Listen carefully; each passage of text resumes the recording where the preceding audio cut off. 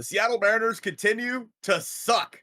They have lost 6 series in a row now, dropping the last 2 games versus the Toronto Blue Jays. Joe and I are going to go over this series, maybe give you some bright spots, but really just talk about how disappointing this team has been recently. We're then going to talk about all the roster moves that need to happen over the next few days as the Mariners get set up for our third topic here, and that is the Vetter Cup, where the Mariners are flying down to San Diego to take on the Padres. Thank you guys so much for watching episode 102 of the Hit It Here podcast, part of the Bleav Network, the Choom episode of the podcast. And I am here with Joe. Joe, how are you? Man, I so many missed opportunities on this fine Sunday for the Seattle Mariners, Colton. I wish I could say, I actually can say good. Shout out Brandon Herbert. My goodness. What an absolute legend. We go live on Sundays pretty consistently. If you're not tapped in to the lives, do it. It's a bunch of fun, great fun. Subscribe, do all the things. Leave a 5-star review in your preferred podcast, whatever, okay? Brandon's an absolute legend. Down in our dumps, about to end the stream. Bro drops the biggest super chat donut we've ever got. Just unreal. So, Brandon, thank you. Cheers to you, buddy. From my Garfield mug that I refilled with water. And the cup runneth over with water for Colton's there. And I wish the Mariners offense would figure out how to runneth over. Figure something out. Put more runs on the board. 15 men left on base in this final game on Sunday. What, bases loaded? 3 times? 3 innings in a row. And they don't score? The chances, the sheer mathematical chance of them not scoring with those opportunities, I bet you never take. But if it's the Mariners, you might win big with BetOnline. Thank you to BetOnline for being a sponsor for the Hit It Here podcast. BetOnline is your #1 source for all your sports betting needs this season. From baseball, golf, soccer, and even all the top fights in UFC, MMA, and boxing. Every stat, every matchup, and even live odds and spreads while the games are being played, BetOnline has you covered. And when the game's over, head on over to the online casino and get in on a game of blackjack or poker, or unwind with one of the over 150 slots games to play. Head to the website today to get in on the action and use promo code Bleav. That's BLEAV for your 50% free bet credit on your first deposit up to $250. Bet online. The game starts here. A game that could have been maybe not as close as it was, Colton. Final score 2-1 in the first game on Friday in the City Connects. Mariners are 8-0 at home on Fridays in the City Connects. Play every at-home game in the City Connects. Don't care anymore. Don't break the curtain. Just keep winning in those jerseys. 2-1, like I said. 8 hits, only 2 runs. Could have been more. Dalton Varsho's the best defensive left fielder. Should probably be playing center for countless other baseball teams, but he's got Kevin Kiermaier still out there in center. Robbed Luke Raley running full speed into the wall. Would have been an RBI double, scoring probably 2 in the first inning, but doesn't come to fruition. But Raley gets him back off of Kevin Gossman in this first game. 2 runs would be enough. Castillo, 6 2/3, 2 hits, only 1 earned. 2 walks, 8 Ks. It was a home run by Kevin Kiermaier. This series, Colton, it won despite how close all the games were. You usually yell at the schedule maker. You should be mad at them for this one. Having the Canadians be able to take over T-Mobile Park when everyone is not there because it's July 4th weekend. The Canadian invasion felt like it was stronger than ever before. It felt like just hearing the broadcast, every single positive Blue Jays, whatever, it felt like the roar of the crowd. It felt like an away series for Seattle here. Didn't matter in game 1, Colton. If you want to talk about anything, game 1, now's your chance. Luis Castillo, 6 2/3, gave up just the 2 hits. First, a home run to Kiermaier, and then a base hit up the middle after that, and that was it for the rest of this game. The bullpen locked it down. Voth came in and had the big strikeout there on, oh goodness, I don't remember who was hitting, but I also know it started with a pitch timer violation. Ryan Stanek came in, no runs in 1 inning, and then Andres Munoz came in for a scoreless 9th as well. This was a game where, yes, you talked about it. The Mariners could have been up a little bit more had Dalton Varsho not channeled his 2015 Alex Gordon and ran directly into the wall catching a baseball. Nonetheless, in this game, we did see Julio. He went 1 for 4 as well, but he ended up straining his calf, and I believe, he strained it sometime during the night, I think. but he also had fouled a ball off his knee, which everyone thought was the problem. Julio would be held out of the next 2 games. He did get to play in the first inning and a pinch hit opportunity in the third game. It is weird. Yeah, it was a very weird series for Julio, but he did look better. I think that's a positive that we can mention here. Otherwise, I mean, Luke Raley continues to be the lifeblood of this team. Overall, in this series, Joe, as we move on here to game 2, while the Mariners were not able to come away with the W, because honestly, they didn't do anything for the first 7 innings of this game. Overall, when you look at the at-bats the Mariners have put together from the all of game 1, 3 innings of game 2, and for a decent amount of game 3, they're putting the ball in play. They're still striking out a lot, but they're hitting the ball hard. They're putting it where they ain't right now. I mean, the Mariners had 24 hits in this series. That is leagues and bounds above where they've been recently. And that is a positive I think we can take away from this series, although they did go on to lose game 2. Yeah, 5-4 was the final scoreline here. You mentioned them not doing anything in innings 1 through 7. A big tail of the tape for the Mariners in this series was runners left on base. It was like 11 in the first game. This one is the outlier. Only 3 left on base because there were no runners to be had until the big final, ending of this game. Mitch Haniger had a big 3-run home run to give the Mariners some hope. Was it a 3-run home run? Right. Yeah, it was. To try and bring them back into this game. Raley then hit a home run in the bottom of the 9th, but they do fall up short. They let Yariel Rodriguez walk all over them in a way. 6 innings, 1 hit. 1 hit, 2 walks, 6 Ks is just not good. I feel like Hancock pitched well enough, as good as you could have wanted. I feel like 4 innings, maybe that's a bit of a stretch. As good as you would have wanted in a perfect game, but we're being realistic here. 4 innings, 6 hits, 2 earned, 4 Ks, only walked 1. Send Mike Baumann into the sun?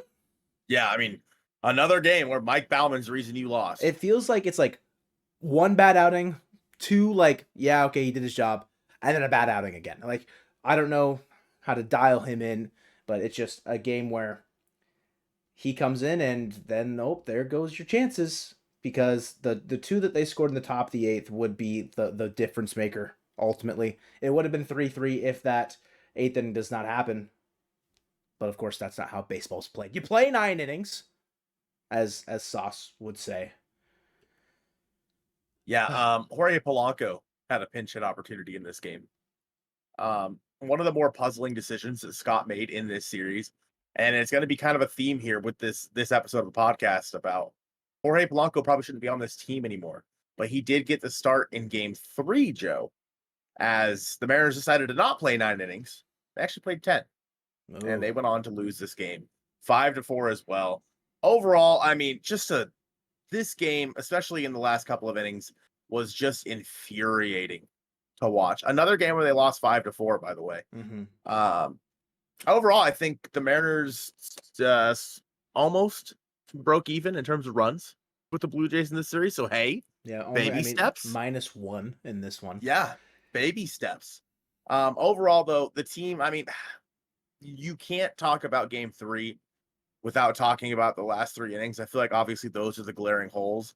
And it just is, like you said earlier, the tail of the tape with this series is not coming up clutch in big situations, leaving runners on base, Joe, and that is exactly what happened here in game 3.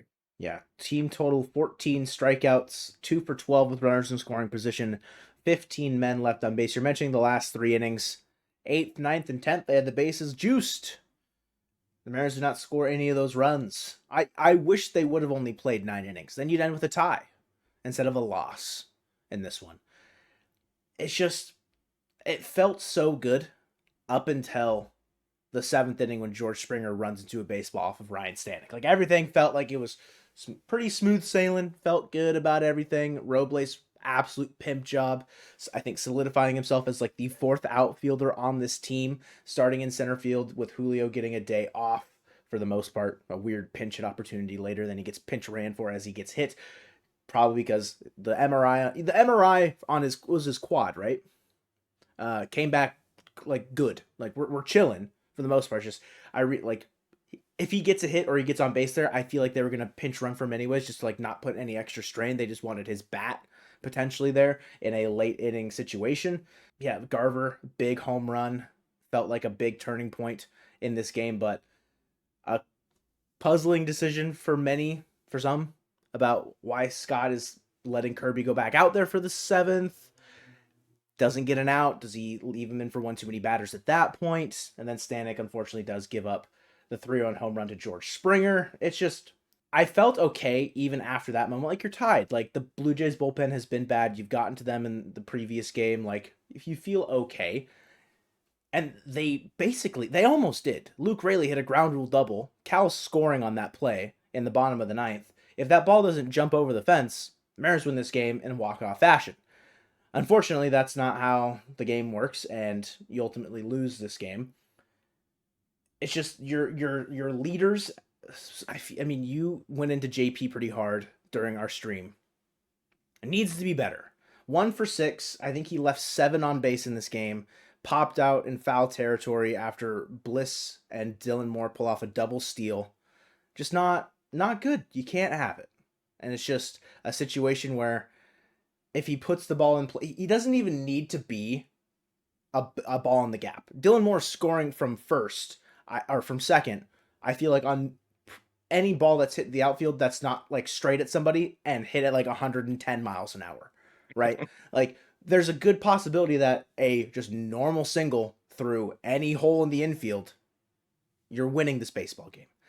And Cal said it post game, like, it's on us, it's on the offense, need to get the job done, blah, blah, blah. Yeah, and I think that's been pretty consistent the last 6 series losses, is the offense is not doing this team much favor at all in terms of putting them in winning positions.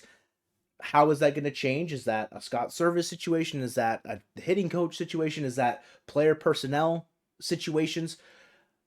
We tend to sit on the fence of, yeah, it's the players, because they're the one up there swinging the bat. And Colton, you have a guy that probably shouldn't be swinging a bat for the Seattle Mariners anymore in Jorge Polanco. Just me? Yeah, just you. Just you on that boat. Just you, man. You're hanging out on that island alone. Yeah. Listen, I don't know if I've ever heard a player for the Mariners get booed by the home fans more than I've heard Jorge Polanco get booed, which sucks, man. Because the Twins, when he was traded over here, the Twins fans were like, you guys are going to love him. Yep. He's amazing. He's a great dude, blah, blah. And I mean, I'm sure he's a great guy, but he sucks at baseball right now. And unfortunately, you can't be sitting here and waiting around. There are 2 trains of thought, right?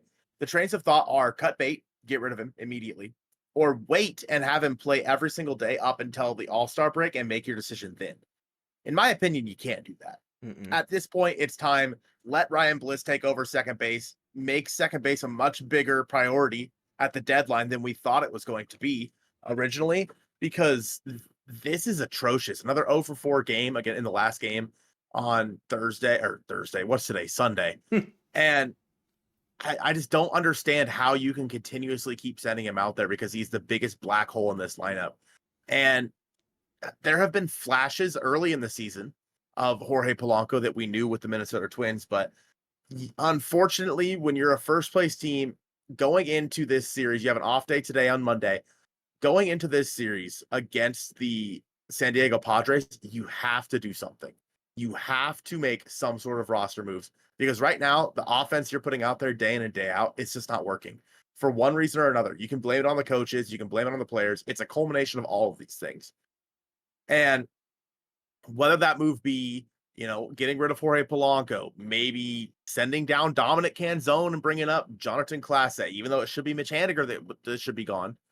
But I like you were saying in the video that's coming out eventually, the Mariners don't have the balls to cut bait on Mitch Haniger right now.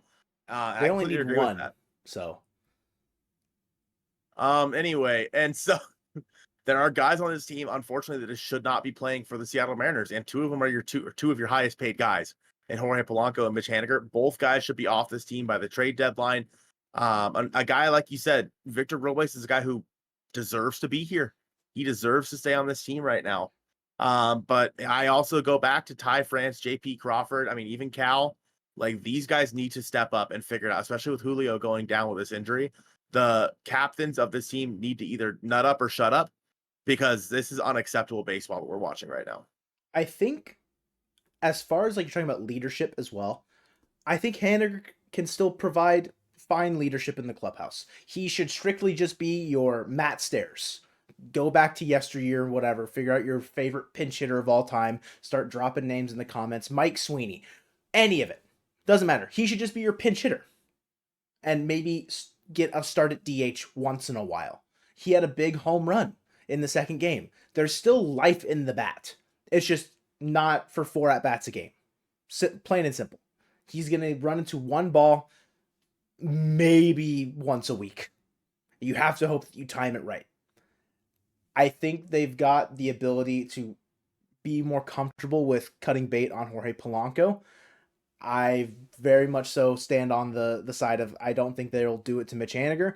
The hard part is like he's got a pretty expensive player option. How does that work towards at the end of the year? Like if you can't get rid of him now, you're on the books for another 20 million or however much it is next year, like 17 and a half or something. I think they're on the books for it no matter what. Well, if they trade him and someone's stupid enough to take the money, right? Which won't happen unless you give them some crazy prospect. But that's not a situation we really want to talk about. Because, if you DFA them, they're still going to be getting paid the shmoney. And that's something that John Stanton definitely doesn't want to pay out. And I feel like as soon as that happens, I think Accent had a quick little 3 or 4 tweet thread about what that can, how that can inhibit you at the deadline of whatever money they have to play with. Well, now it's getting sapped up by having to DFA $26 million. It's just how it kind of has to work. What those moves look like if you're DFAing both of them. Say, by the time you're hearing this, you guys might know. You guys might know what the roster moves are. It might be Jonathan Clase up and Samad Taylor. It could be a mix of several guys down in Tacoma. If you DFA both of them, you're clearing up some 40-mans. You could add someone to the 40-man at that point. I think Ty Gonzalez mentioned Jason Vossler, journeyman in Tacoma. Hitting pretty well down there. Why not? Something has got to give. Tyler Locklear's been a popular name with Ty France. Struggling. I know I'm just dropping Twitter names left and right. Chaos Ball, Jay. Ty France for cash considerations has been your most popular tweet the last 48 hours. Something's got to give. Offensively, something needs to change. There is, though, Colton, some positive reinforcements coming. Unfortunately, not offensively. The Mariners pitching is just going to continue to get better. Every single time it's this person's pitching well. I feel one of the top replies is always can they hit though? Can they hit too? Wu rehab start in Everett went okay-ish, well enough. I think it was Divish saying he probably starts his turn in the rotation against the Angels coming up after the Padres series. And then Santos, whether or not they want to have him go one more game in Everett, another inning, or be with the club. I feel like he could be with the club tomorrow on Tuesday in San Diego, or they wait until the Angels series. But 2 much needed guys for your pitching that has been good, kept you in baseball games. Now it can be even better with Wu and Santos quickly approaching, Colton. There are some reinforcements coming, and Santos is a guy that we've been waiting for a long time, and I think he's going to surprise some people because people probably don't really know much about him because they haven't seen him. And Santos is a guy that is, when he is good, he is very good. Mm-hmm. In terms of replacing Matt Brash, he is probably your best bet right now. And in terms of replacing Emerson Hancock, obviously Wu was a great guy to put in there. He had 1 rehab start and that's it. Wu? Yeah. Yeah. So it's okay, cool. Hey, how's the hammy? All right, good. Don't hurt it again. Thanks. Please, we're begging. There are some positive reinforcements on the way. I think that this bullpen probably gets rid of maybe Bizzardo or Matt Bauman. Matt Bauman? Matt Bauman was a player. Yeah, he was. Yeah, I knew that I'd make that mistake at some point. And here it is. But I don't know. I in terms of the offensive side of things, going into this series versus the Padres, it's gotta be Locklear or Clase. Mm-hmm. One of them needs to be with the team in San Diego, and Polanco needs to be gone. He needs to be DFA'd. I think Santos should be with the team as well. And in terms of Wu coming back, I would say that's second game probably in Anaheim. I think this is how that would line up, unless they decide to move some stuff around with the off day, of course. You've got Monday and Thursday off days this week. Oh, right. True. No, I forgot you don't. No, you don't. Wait, do they play the Angels on Monday? No, because it's a 4-game series. Hold on. Monday's home run derby, isn't it? Yeah, they don't have an off day Thursday because it's a 4-game series. I forgot. Right. 4-game series Um, leading into the All-Star break. That's how they get you. Yep. Classic. Classic. I think that unfortunately for the Mariners, the trade gates just aren't open yet. And don't get me wrong, I'm sure they've been sniffing around, and we heard that like the Rangers are planning on selling, but like the trade gates, we've seen one decent sized trade, and that was Aaron Savale so far.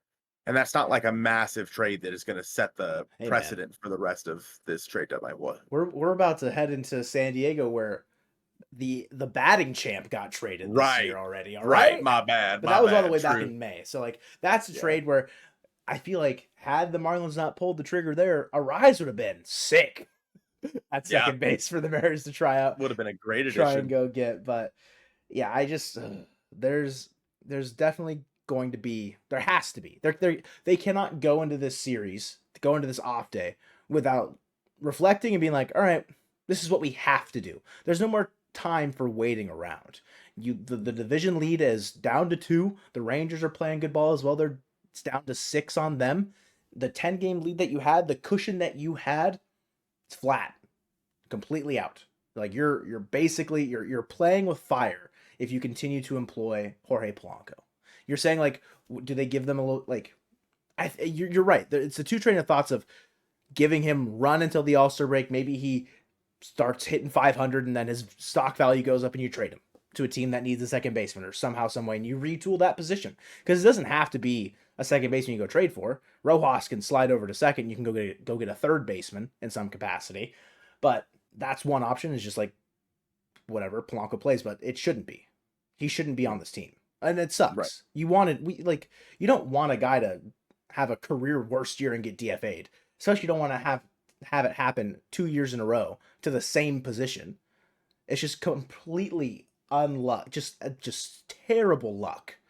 I feel like from the Mariners in terms of identifying a player that should work and it just doesn't in back-to-back years. It's so bizarre. How hard would 2022 Adam Frazier go right now? Dude, he'd be hitting. Not as much as maybe we expect, but he in the figurative term of hitting, as in like good, yeah, I'd be all for it. If you would have told me that Adam Frazier if you would have told me in 2022 that Adam Frazier would be the best third baseman we've had until 2025, or second baseman we have until 2025, I'd throw up. I'm seeing what his stats were. Yeah, old slapdick. Yeah, bring him up. Go on. An 80 OPS plus, a 238 average, 301 on base, 311 slug with a 612 OPS. It's not good, but it's better than what we got. But Wong and Polanco have been worse, which is insane. My expectations were low, but holy crap. Yeah. Yeah, I don't know. I think that as we go here into the Padres series, Joe, we have to look for some moves to be made. It all starts on the mound, though, in game 1 with Logan Gilbert, right? Mariners All-Star. All-Star team. Yeah. Against who? Adam Mazur. That's what I said. Who? Yeah, exactly. Who? A guy with a 7.52 ERA. Young guy. Only 15 strikeouts. The Padres, their pitching depth, it's not great. It's been hampered quite extensively. Obviously, Musgrove. You've got Darvish. It's not turning out maybe as well as they would have wanted to. A team that is still competitive. They're 4 games under 500, I think, competing in the wild card situation in the NL. Yeah, they currently hold a wild card spot. They're 49 and 45. Logan Gilbert is the obvious advantage for the Mariners in this series, kicking off a game where, yeah, it sucks you lost on Sunday. You have an off day, reset. Logan Gilbert, go out there and shove again. Continue to do what you've done night in and night out the entire year pretty much. And go out there and stick it to the Padres. Struck out, gave Juan Soto his first golden sombrero last year, I believe. Pitched very well against them. Go out and do it again. The offense is not nearly as, I guess, threatening. They don't have Soto. Tatis is out. Of course, All-Star and Jerks Profile. They've got the batting title guy, Luis Arraez. Manny Machado exists. Jackson Merrill had a incredible run the last 2 weeks. I say that their offense maybe isn't super threatening. It's a top 5 offense in all of baseball in terms of WRC plus. So like that's gonna bite. Like I'm gonna be eating my own foot at that point. Way to go. Yeah, right. Classic me. Classic me, right, guys? Again, it's the discrepancy between pitching and hitting for both teams. Like the Mariners pitching, very, very good. Top 3 in all of baseball. The Padres are bottom 20. They're 20th with a 4.16 ERA. The Mariners are a 3.55. Offense for the Padres, like I said, top 5, a 114 WRC plus. The Mariners, 22nd at 93. Something's got to give. The like unstoppable force versus the immovable object of like good pitching versus good hitting, and then bad pitching versus bad hitting. One of them's got to go one way or the other. And hopefully that coin lands heads up for the Seattle Mariners. I look for hopefully Julio to be back in the lineup. I think would be a big boost, especially if he continues to look better at the plate that we've seen over the past couple of days. Mitch Garver's looked better at the plate recently as well. There are, again, I saw a lot of positive signs from the offense in the Blue Jays series, but they were not able to come up with the big hit. Again, I think that what we saw from the offense was good, minus the one thing that probably mattered, which was getting the big hit. Yeah, the big breakthrough hit.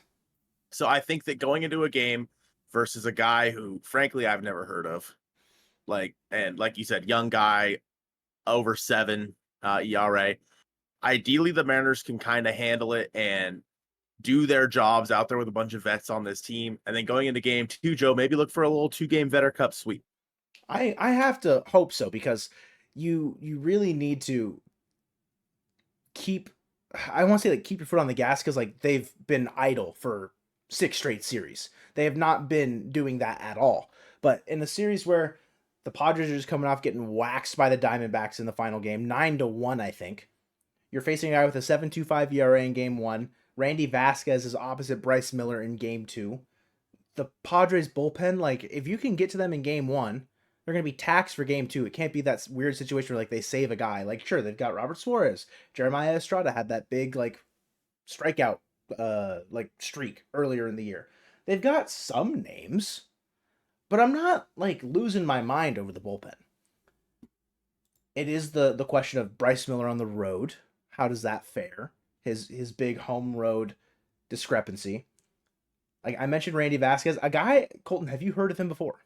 No. Yeah. So very limited major league experience. I think in total he has pitched in 23 games in the bigs. Was with the Yankees in 2023. He was part of the trade that then sent Soto to the Yankees. Pitched in 12 games, started 12 games for the Padres this year. He has got a 4.66 ERA on the year. Only a 5.9 strikeouts per 9, so he's punching out 12 in 6 innings against us naturally. just the way that it works. I look to, you're saying like Julio being in the lineup. Colton, it's been a while. Let's pick a guy. Let's pick a guy for this 2-game series here. This 2-game set. Has gone so well for us in the past. Exactly. Yep. Yeah. Well, it's been long enough. We let it rest. They're not expecting it right now, right? The juju, the vibes, the mojo, even. I think it's back. I can't say that with a straight face. This team has been very underwhelming. You need something to switch on this series. You're cooking up something devious over there. I can see you. Who's your guy? Who's your guy for the series, Colton? Jorge Polanco. You bastard. Are you being serious? I think that Jorge Polanco, I think they do go the route of starting him until the All-Star break. And I think that he goes off in this series. Just because? Just because, why not? Why? But secondary, I'm going to go with the Ty France Revenge series. Ty France Revenge, huh? But I'm sticking with Jorge Polanco because I just think it would be so Mariners and so incredibly funny if he is the main source of offense in this series. I'm mad at you. I feel like a lot of people are probably mad at you right now. Yeah. Let us know in the comments if you guys are upset with my pick here. But you guys do have to agree it would be hilarious. It'd be so fun. I'd be upset. I feel like coming off the heels of a pretty big homer in the 3rd game, another offseason acquisition, Mitch Garver. keep the offense rolling. If they're still batting him in the 2 spot, I've enjoyed it enough to be like, yeah, he's my guy for this series, Colton. I'm locking in Mitch. Give me some Garv sauce out in the Petco bleachers. They have bleachers out there in the outfield. I don't know. We sat in right field, so I guess if he gets it to right field, maybe. I don't I think they were don't remember. bleachers. They were It just was a long regular time seat. ago. Yeah. Yeah.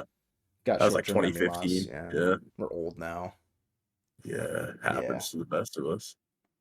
Well, hopefully, Joe, the Mariners can come out with a short little series sweep against the Padres here and head into a bad Los Angeles Angels team and hopefully go into the All-Star break feeling happy. You know, maybe we get to watch Logan on the mound of the All-Star game, but that is still a week away, Joe. Thank you guys so much for watching episode 102 of the Hit It Here podcast presented by Bet Online, the Douglas Hallmark episode of the Hit It Here podcast, and go Mariners.